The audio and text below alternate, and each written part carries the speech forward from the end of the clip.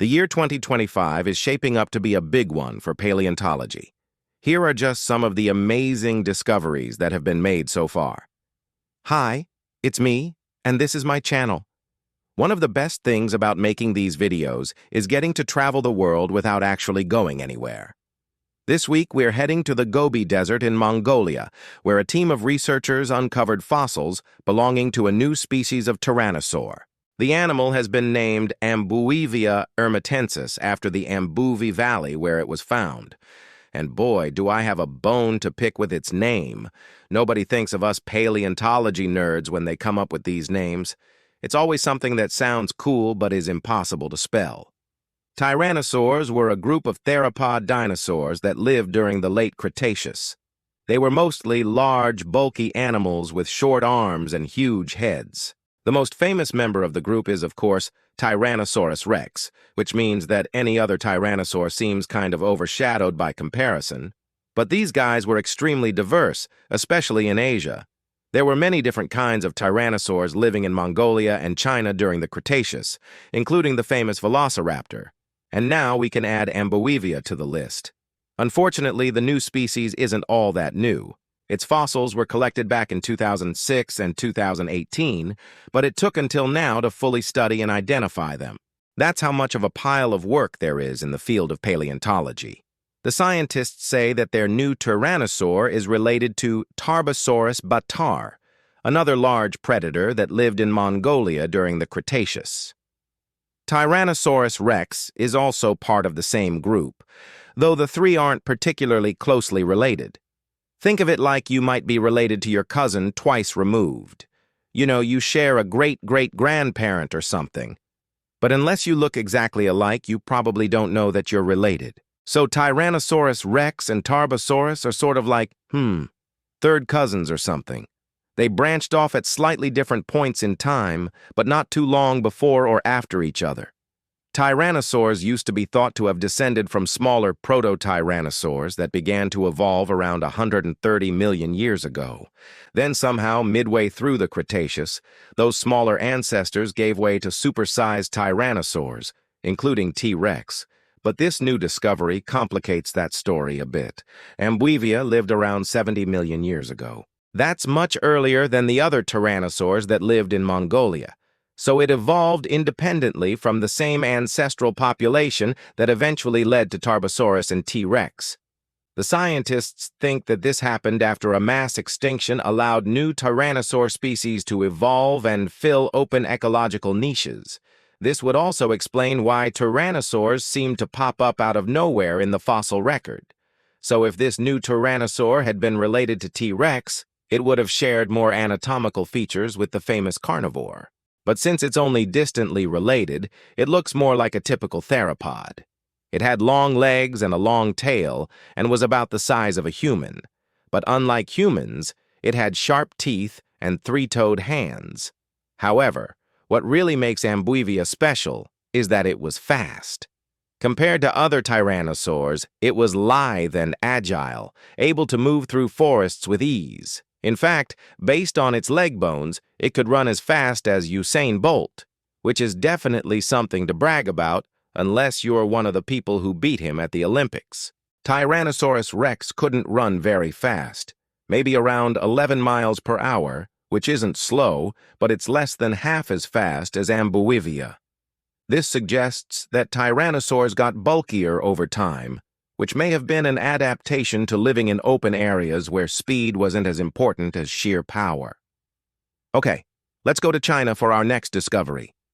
Earlier this month, researchers described a beautifully preserved feathered dinosaur from the Junggar Basin. Feathered dinosaurs are pretty common in the fossil record, but this one is special because it retained most of its feathers on its forelimbs, meaning that it didn't just have little downy feathers like Archaeopteryx, it actually had fully formed wings. We already knew that birds evolved from theropod dinosaurs, but seeing evidence of this evolutionary transition never gets old. Not only does this fossil show us how theropods gradually gained feathers, but it also gives us clues about how and why birds learned to fly. Many scientists think that feathers first evolved for display, helping dinosaurs attract mates or intimidate rivals. Some might have even helped keep them warm, though it was probably quite a while before they became flight adaptations. As feathers became larger and stronger, they would have been useful for gliding from tree to tree, which is thought to be how dinosaurs first learned to fly. And of course, over millions of years, those gliding dinosaurs eventually became modern birds. But this particular fossil challenges that view of events. The animal has been identified as a new species of Microraptor, which lived during the early Cretaceous period, and it had feathers on its legs and tail as well as its wings. At first glance, that doesn't sound like it would help it fly at all. In fact, extra feathers probably would have made gliding more difficult. So either Microraptor didn't glide from tree to tree, or feathers weren't necessarily a prerequisite for flight. And if that's true, then feathers might have evolved for flight first, then started showing up in other places. But we'll need more fossils to test that hypothesis. This particular fossil also gives us some new details about how feathers grow. Modern birds get most of their feathers in spring and summer, but this dinosaur grew new feathers year-round.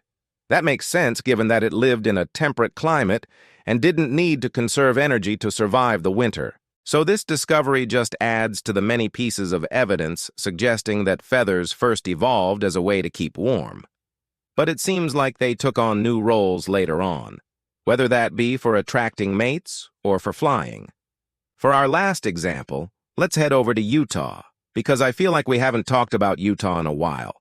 There's a popular hiking spot called Little Petrified Forest, which is filled with fossils of prehistoric animals. The area was once a river channel that deposited sediments from surrounding mountains, which is why there are so many fossils in the area. Unfortunately, the forest is under threat. According to a report published last year, its fragile fossils are being damaged by increased foot traffic. Not to mention that its unique petroglyphs are also being harmed by careless visitors. So now the Bureau of Land Management is trying to limit the number of hikers who visit each day. But in the meantime, scientists are analyzing fossils from the area and making some fascinating discoveries. In 2015, researchers found a trail of fossilized footprints left behind by a group of sauropods. Sauropods were the biggest animals that ever walked the earth. They had long necks, long tails, and thick legs that helped support their massive bodies. These included famous species like Brachiosaurus and Diplodocus. But what's interesting about this particular footprint is that it shows that sauropods walked differently depending on who was nearby. The scientists measured the distance between each footprint and found that the individuals were closer together when there was a predator nearby. They identified the predator as a relative of Ankylosaurus, a heavily armored herbivore. And that suggests that the sauropods huddled close together for safety, like a group of sheep might. And yet they kept their distance from each other otherwise. So these new findings suggest that sauropods were social animals who preferred to live in groups, at least sometimes. It's not clear if they did this to protect themselves from predators or to care for young or sick members of the herd, or if there was another reason entirely. But we're hoping to find out soon. It's incredible what researchers are able to learn just from footprints, and we still have so much more to discover.